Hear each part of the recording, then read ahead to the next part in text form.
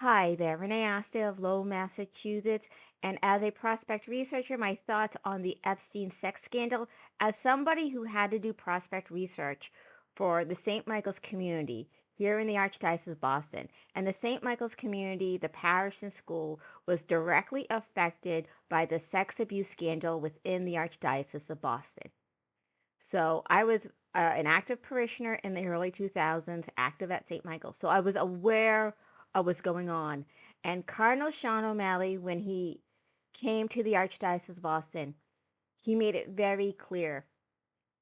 The number one thing that we have to care about are the victims. The victims come first before what you think about the Catholic Church or what's going to happen to your parish or what will people think of you as a Catholic. The victims come first. And at this time at St. Michael's, Cardinal Sean O'Malley and the pastor, Father Capone, invited the victims who bravely came forward to speak, to come to the pulpit and to share their stories, to listen to what happened to them. Because the perpetrator occurred in the 1970s here at St. Michael's. And he was a very popular priest. He ran the youth organization. He was so popular, this priest that was a predator who was a PDF file. You'll use that term on LinkedIn. I'm not sure. Um, they had like a golf tournament in his name after he left, and that, teenagers would get scholarships in his name. My own husband, who's an alumni of St. Michael's, received a scholarship in a name of a priest who was a PDF file. I'm trying not to use that term online, but the number one thing was always listen to the victims. If you're a prospect researcher, if your institution, and you're talking about due diligence, excuse me, I'm gonna weep here. I'm so upset here. If if you're a prospect researcher and you're asked to do due diligence, if you're an institution with board members, the victims come first and you have to acknowledge the victims. And like you don't know who these victims are, right? Who you might know who was like the perpetrator of this demonic Epstein thing. Let's call it demonic. I'm Catholic, I can call this demonic. And these victims need love. They need to be heard.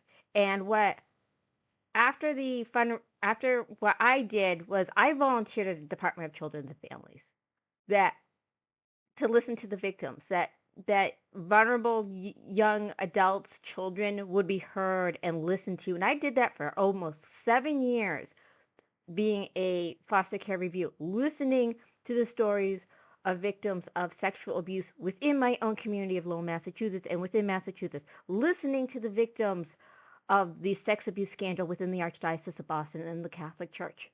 So I am going to share you one of the emails of that was down dumped, I guess you could say.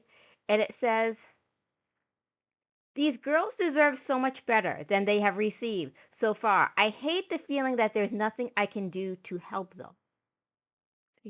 These girls deserve so much better than they have received so far, and I hate feeling that there is nothing I can do for them. And this is an email from 2008. So Jeffrey Epstein only got 18 months in 2008. He was a known PDF file, sex trafficker, wherever. One of the victims was very upset about the 18-month deal. She said that 18 months was nothing and that she had heard that the girls could get restitution, but she would rather not get any money and see Epstein spend a significant time in jail. We have a lot of well-known individuals who do philanthropy who participated in whatever Epstein's demonic world was doing.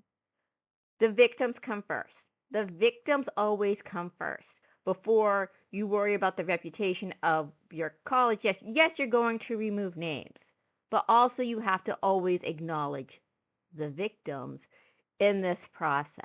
In this process is when you're removing the names off of your institution, remember the victims.